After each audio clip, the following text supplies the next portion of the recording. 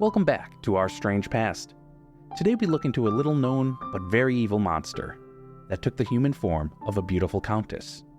Her name was Elizabeth Bathory, but she became known as the Blood Countess, or Countess Dracula. And yes, it seems she was one of the inspirations for Bram Stoker's Dracula. She was born into Hungarian nobility in 1560. From a young age, Elizabeth was known for her stunning beauty and her privileged upbringing. She married Count Frank Nadesty at the tender age of 15, and together they lived in Chase Castle. Life seemed idyllic for Elizabeth. She was adored by her husband and admired for her intelligence and charm. However, in 1601, her husband developed a disease which caused debilitating pain in his legs, which led to years of permanent disability and eventually death. Elizabeth's life took a dark turn after her husband's death in 1604. Stricken with grief, she became obsessed with the idea of preserving her fading beauty and youthfulness. Rumors began to circulate about Elizabeth's particular behavior. She started to surround herself with an entourage of young servant girls, often said to be the most beautiful in the region. It was said that Elizabeth would bathe in their blood, believing that it would restore her youth and vitality. In 1603, after rumors of Bathory's atrocities had spread throughout the kingdom, Lutheran minister Istvan Magyari made complaints against her at the court in Vienna.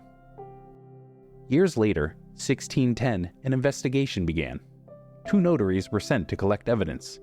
By October of that year, they had collected 52 witness statements, and within a year, that number had risen to over 300. Bathory is said to have begun killing daughters of the lower class. Some witnesses named relatives who died while at her castle. Others reported having seen marks of torture on dead bodies, some of which were buried in graveyards, and others in unmarked locations. There were many suspected forms of torture carried out by Bathory. As time went on, Elizabeth's behavior grew increasingly erratic and sadistic. She would torture her victims, subjecting them to unimaginable horrors. She seemed to enjoy watching their suffering, taking pleasure in their pain.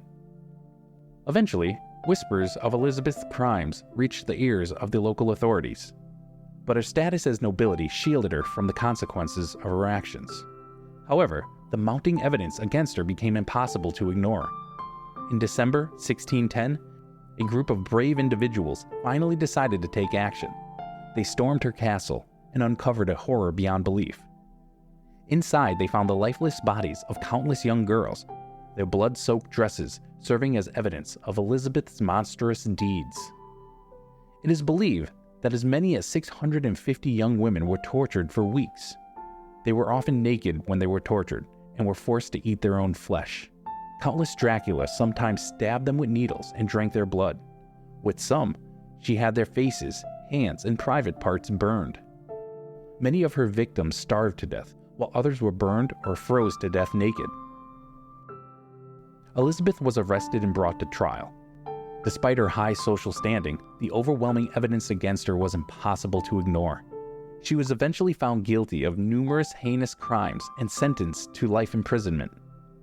Elizabeth was forced to spend the remaining years of her life confined to a small cell within her own castle, hidden away from the world. In August 1614, she passed away, her name forever tainted by the blood she shed.